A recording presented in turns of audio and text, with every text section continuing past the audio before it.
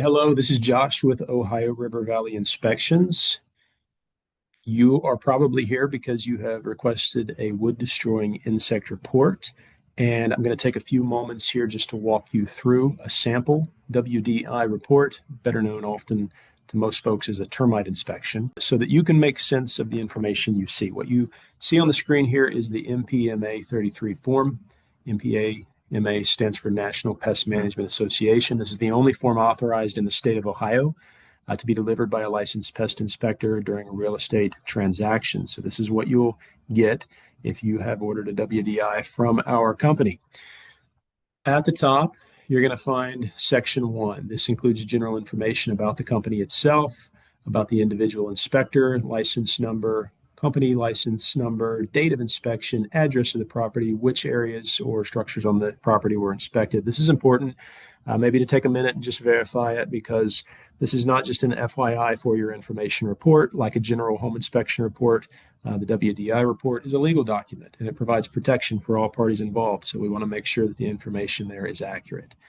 All right, section 2 is what you're really concerned with, the inspection findings. Now you'll see a few boxes here, primarily box A and box B. If box A is checked, that means that there was no visible evidence found. Great, that's what we hope to see. All right, box B, however, would be checked if some type of visible evidence of wood destroying insects was observed during the inspection. And this warrants further explanation. There are 3 subsections here, one of or more of which will be checked if box B is checked. The first one is live insects. That's just what it sounds like. Actual live termites or some other form of wood destroying insect was observed during the inspection. And if that box is checked, your inspector will say what type of insect and where it was located.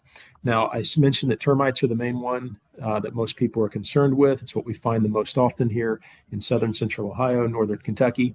But there are 3 other wood destroying insects that this report looks for as well. Subterranean termites is the first. Second also is carpenter bees, carpenter ants, and wood boring beetles. All right. So what type of insect and where was it observed? All right, if it was not live insects, but some type of evidence, those will be boxes 2 or 3. So that could be dead insects, that could be shelter tubes, that could be exit holes on wood. Anything like that would be checked here with a description of what and where. In this instance, shelter tubes on floor joist and crawl space at northeast corner. All right, clear enough, simple enough. And then visible damage, anything that was found as well. In this case, damaged wood on the subfloor and joist near the shelter tubes. Now, damage will be noted, but please take note yourself that this is not a structural damage report. All this report is designed to do is let you know about the WDI activity and what you should do about it, all right, from a standpoint of treatment. If the structural damage is significant and warrants additional evaluation, your inspector might let you know that, but that's not what this report is for. And to let you know, 9 times out of 10, the structural damage we find associated with termites or other wood destroying insects is not extensive. So don't let the fact that there is some damage pointed out in the report freak you out. Always get more information if need be. Section number 3 then is recommendations. Okay, this is what you should do next. We're not going to leave you in the dark about that. All right, the first box says nothing. No action or treatment is recommended. Okay, and that's what we want to see. But that might need some explanation, especially if box B up here was checked. Say there was old activity. Well, why aren't we going to recommend treatment? In this case, because the damage appeared old and evidence of past treatment was found. So we don't think it's current. We don't think it's active. It looks like it's been addressed in the past. And so we're not recommending treatment. Or we are, in which case the second box will be checked. And we're going to tell you what we're recommending treatment for the control of: subterranean termites, carpenter bees, carpenter ants, or wood reinfesting wood-boring beetles. Okay. And then section 4. This is important. You don't just necessarily want to skip over it. In most cases, it's just typical due diligence here.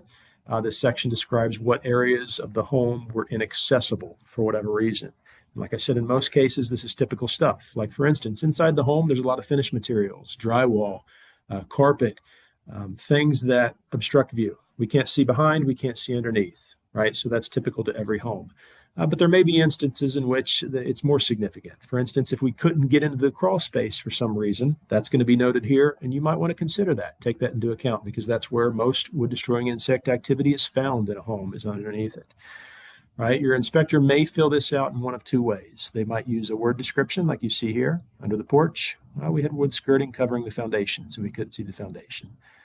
or the other area. There was restricted access under the deck due to low headspace.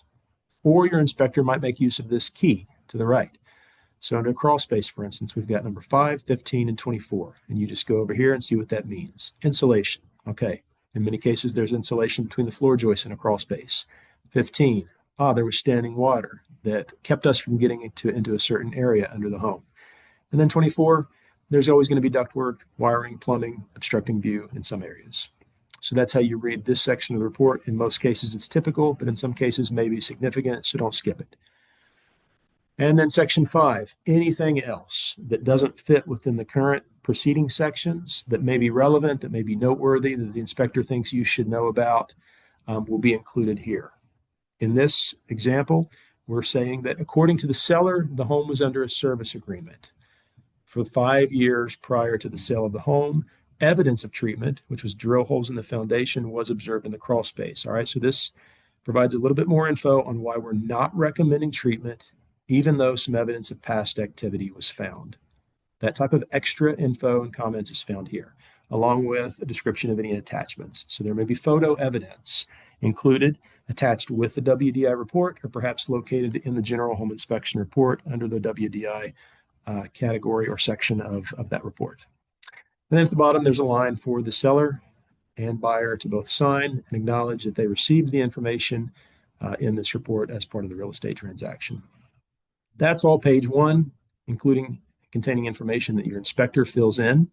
Page 2 is just general information provided. The state of Ohio says, here's what you need to know. And it goes into further detail on some of the liability issues and the limitations that I've already described, what this report is, what it's not, what types of insects it look for, the fact that it's not a warranty, more explanation about why treatment may or may not be recommended under certain circumstances, such as whether or not live termites are observed, whether there's been past treatment. Okay, there's all of this and more included here in the report. It's worth it, absolutely. Take a few minutes, read through it, make sure that you understand. But everything that your inspector notes on the day of inspection that you should know about is going to be on this first page. So hopefully this helps to give you a little bit better idea of how to read your report. Buying a home is one of the most important, largest financial investments you'll ever make. And that's what we're here to do, is not just to give you a report that you don't understand, but to help you interpret the findings, make better sense of them so that you can feel fully empowered, fully informed, and ready to make decisions that you feel are in your and your family's own best interest. So if any of this is unclear to you, even after reading your report and watching this video, please reach out to us. One of my favorite things to do is to talk to buyers after the fact and help provide a little bit of additional clarity and education. So again, they have peace of mind.